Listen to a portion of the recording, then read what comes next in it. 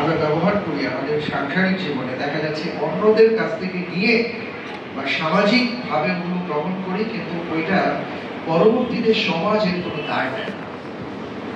কারণ সমাজের এখন অনেক পার্ট আছে, অনেক কিছু আছে যেটা মনুষ্য রচিত, শয়তান দ্বারা প্রভাবিত, এবং সেটা মানুষ যখন অ্যাপ্লাই করে তখন স্বাভাবিকভাবে সে শান্তি পাবে না।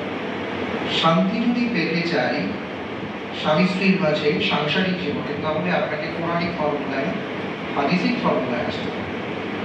আজকের ব্যাপারে কয়েকটা কথা বলবো। চমৎকার কিছু কথা আছে কোরআন কারীমের মধ্যে, যে আমাদের স্বামী স্ত্রীর সম্পর্কটাকে ইসলাম কিভাবে দেখছে, আল্লাহ তাআলা আমাদেরকে কি বলেছে, এই ব্যাপারটা ইনশাআল্লাহ তাআলা বলার চেষ্টা করবো বিতওফিক।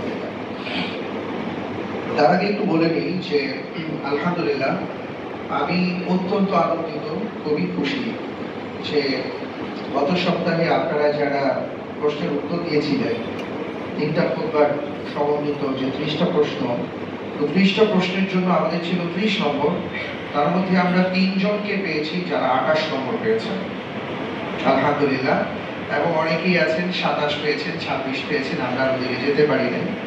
তো ইনশাআল্লাহ আজকে আমাদের জুমার সালাতের পরে আমাদের কোয়েশ্চেন অ্যান্সার যখন সেশনটা হয়, ওইখানে আমরা আমাদের সেই 3 জন ভাইকে পুরস্কৃত করবো ইনশাআল্লাহ তাআলা। আর পাশাপাশি আমাদের রংতুলিতে নবীজির শহর যে সকল আমাদের শিশু কিশোররা অঙ্কন করেছিল, মাশাআল্লাহ তাবারাকাল্লাহ, প্রত্যেকটাই খুব সুন্দর ছিল। আলহামদুলিল্লাহ, আমরা প্রত্যেকের জন্য দোয়া করি। এদের মধ্য থেকে আমরা 5 জন